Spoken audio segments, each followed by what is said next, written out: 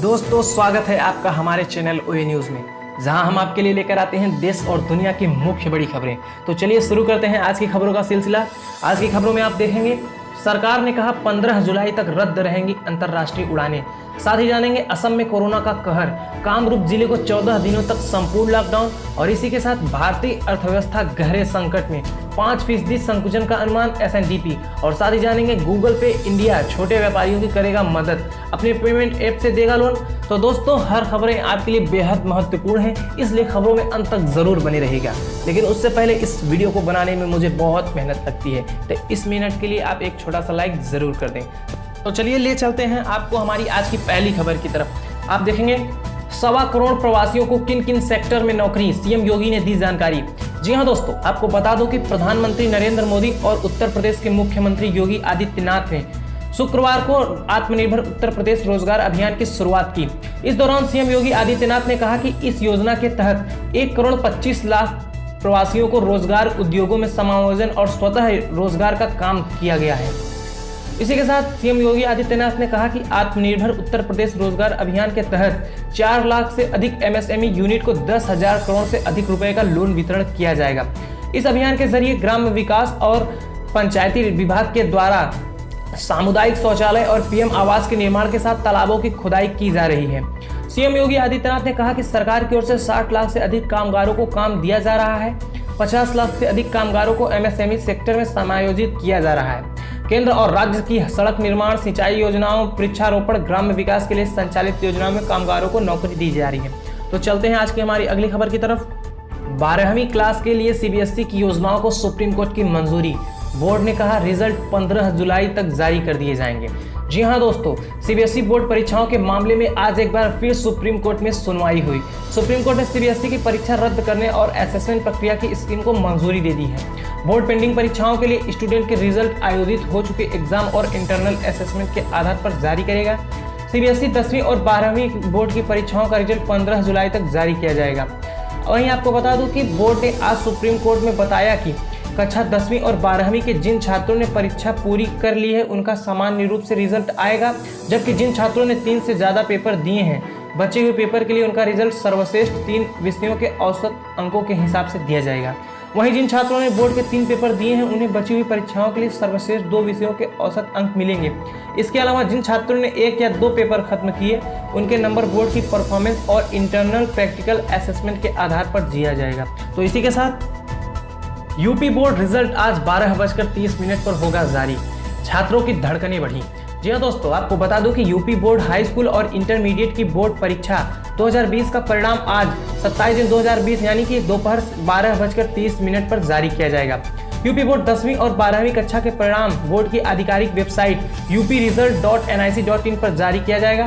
Student roll number और school code के जरिए अपना रिजल्ट चेक कर पाएंगे। और इसी के साथ सरकार ने कहा 15 जुलाई तक रद्द रहेंगी अंतर्राष्ट्रीय उड़ानें। जी हाँ दोस्तों, आपको बता दूं कि सरकार ने कहा है कि आगामी 15 जुलाई तक भारत आने और विदेशों को जाने वाली सामान्य यात्री अंतर्राष्ट्रीय उड़ानें निलंबित रहेंगी।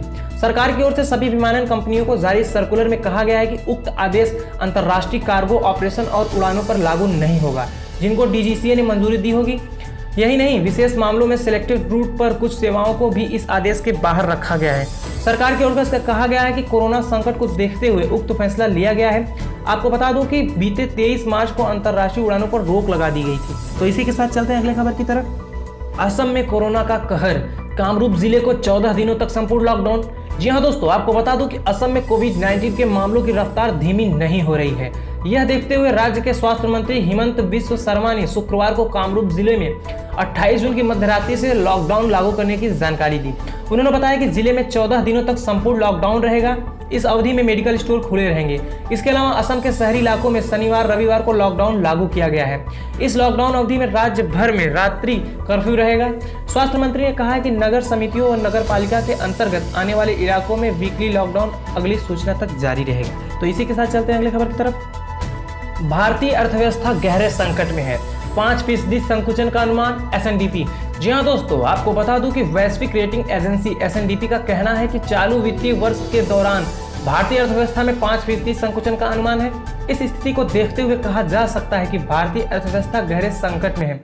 वायरस की रोकथाम में आ रही दिक्कतों, कमजोर नीतिगत प्रक्रिया और अन्य कमजोरियों, विशेष रूप से वित्तीय क्षेत्र के दिक्कतों की वजह से चालू वित्तीय वर्ष में भारतीय अर्थव्यवस्था में 5% का संकुचन आएगी। हालांकि अगले वित्तीय वर्ष में अर्थव्यवस्था की स्थिति में सुधार देखा जाएगा। वहीं आपको बता दूं कि S&P की संतुलन खाते में मंदी से एशिया प्रशांत का नुकसान 3000 अरब डॉलर के पास हो गया है। शीर्षक की रिपोर्ट में कहा गया है कि 2020 में क्षेत्र की अर्थव्यवस्था में 1.3% का संकुचन आएगा। हालांकि 2021 में क्षेत्र की अर्थव्यवस्था 6.9% दर से बढ़ेगी। इसका मतलब है कि इन 2 सालों में क्षेत्र को तकरीब 3000 अरब डॉलर के उत्पादन का नुकसान होगा। तो इसी के साथ गूगल पे इंडिया छोटे व्यापारियों की करेगा मदद, अपने पेमेंट ऐप से देगा लोन। जी हाँ दोस्तों, भारत में छोटे व्यापारियों को लोन उपलब्ध कराने के लिए गूगल इंडिया आगे आया है। गूगल इंडिया ने गुरुवार को कहा कि वह व्यापारियों को गूगल पे फॉर बिजनेस के माध्यम से लोन उपलब्ध करवाने में मदद के लिए वित्तीय संस्थानों के साथ काम करेगा। यह कोरोना वायरस महामारी के प्रभावित छोटे उद्यमियों को डिजिटल लाकर उन्हें व्यापार में रिकवर करने की गूगल की एक पहल का हिस्सा होगा। गूगल ने एक बयान में कहा, गूगल पे फॉर बिजनेस ऐप से पहले ही देश में करीब 30 लाख छोटे व्यापारी जुड़े हैं और अब कंपनी आने वाले समय में इन्हें लोन देने की सुविधा पर काम कर रही है। इसके लिए गूगल वित्तीय संस्थानों के साथ काम करेगा। इस आर्थिक अनिश्चितता के समय में यह आवश्यक है। वहीं आपको बता दूं कि गूगल ने बताया कि उसकी यह पेशकश जल्द ही लाइव हो जाएगी। गूगल ने भारत में grow with Google small business hub भी लॉन्च किया है। इसी के साथ आप अगली खबर देख पा रहे होंगे, अब हल्के मध्यम वर्णांध को भी मिल सकेगा ड्राइविंग लाइसेंस। फॉर्म 1A में होगा बदलाव। जी हाँ दोस्तों, आपको बता दो कि सरकार ने शुक्रवार को कहा कि निम्न से मध्यम स्तर की वर्णांधता से ग्रसित लोगों को भी अब ड्राइविंग लाइसेंस जारी किया जाएगा। इस संबंध में सड़क परिवहन और राजमार्ग मंत्रालय ने मोटर वाहन नियमावली के फॉर्म में आवश्यक सुधार करने के लिए अधिसूचना जारी कर दी है। मंत्रालय की ओर से जारी बयान में कहा गया है कि सामान्य से मध्यम श्रेणी के वर्णांध को डीएल जारी करने के लिए केंद्रीय मोटर वाहन अधिनियम 1989 के तहत जारी होने वाले फॉर्म 1 और फॉर्म 1A में संशोधन के लिए अधिसूचना जारी कर दी गई है। बयान में कहा गया है कि मंत्रालय दिव्यांगजनों को यातायात संबंधी सेवाओं का ज्यादा से ज्यादा लाभ देने के लिए कई कदम उठा रहा है। तो इसी के साथ चलते हैं अगले खबर की तरफ। देश में बीते 24 घंटे में कोरोना के 17,296 नए केस, 407 की मौत, स्वस्थ हुए 13,940 मरीज। जी हाँ दोस्तों, देश में बीते 24 घंटे के दौरान 17,296 नए मामले सामने आए हैं, जिससे संक्रमितों की संख्या बढ़कर 4,90,401 हो गई है। इस दौरान 407 लोगों की मौत भी हुई है, जिससे महामारी से अब तक जान गंवाने वालों की संख्या भी बढ़कर 15,301 हो गई है। देश में कोरोना वायरस के बढ़ते संक्रमण के बीच मरीजों के ठीक होने की दर भी लगातार बढ़ रही है। केंद्रीय स्वास्थ्य मंत्रालय के मुताबिक अब तक 2,85,636 मरीज पूरी तरह से ठीक हो चुके हैं और पिछले 24 घंटों में ही 13,940 मरीजों को अस्पताल से छुट्टी मिली है। तो इसी के साथ लद्दाख में 4.5 की तीव्रता का भूकंप, दहशत में घरों से बाहर आए लोग, देश में कई जगहों पर झटके। जी हाँ दोस्तों, आपको बता दूं कि लद्दाख में शुक्रवार देर शाम भूकंप के झटके महसूस किए गए। झटकों की तीव्रता रिक्टर पैमाने 4.5 पर रही। 8:15 बजे भूकंप के झटके महसूस होने पर लद्दाख में भय का माहौल बन गया। लोग घरों से बाहर निकल आए। फिलहाल किसी भी प्रकार के नुकसान की कोई सूचना नहीं है। नेशनल सेंटर फॉर सिस्मोलॉजी के अनुसार लद्दाख में आए भूकंप का केंद्र जमीन से 45 किलोमीटर नीचे था। शुक्रवार को देश के दूसरे इलाकों में भी भूकंप के झटके महसूस किए गए। हरियाणा के रोहतक और आसपास के इलाकों में 2.8 की तीव्रता के झटके महसूस किए गए। वहीं मेघालय में भी भूकंप के झटके महसूस किए गए। और इसी के साथ चलते हैं अगली खबर की तरफ। महाराष्ट्र में कोरोना संक्रमण के सर्वाधिक 5,024 नए मामले सामने आए और 175 मरीजों की मौत। जी हाँ दोस्तों, आपको बता दो कि महाराष्ट्र में कोविड-19 के 5,024 नए मामले सामने आए, जिससे राज्य में इसके कुल मामले बढ़कर 1,52,765 हो गए।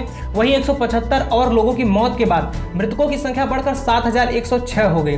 वहीं आपको बता दो कि स्वास्थ्य विभाग के मेडिकल बुलेटिन के अनुसार साथ ही 2,362 मरीजों को ठीक होने के बाद अस्पताल से छुट्टी दी गई, जिससे राज्य में ठीक हुए मरीजों की कुल संख्या बढ़कर 79,815 हो गई। बुलेटिन के अनुसार इन 175 मौतों में से 191 मरीजों की मौत 48 घंटे में हुई, जबकि बाकी लोगों की मौत पूर्व में हुई थी, लेकिन उन्हें कोविड-19 से होने के तौर पर सूचीबद्ध नहीं किया गया था। सो दोस्तों, इसी के साथ लेता हूं आपसे विदा, लेकिन उससे पहले अगर आपने हमारे चैनल को सब्सक्राइब नहीं किया है तो प्लीज लाल बटन को दबाकर सब्सक्राइब कर लें और हाँ, घंटी बजाना ना भूलें। धन्यवाद।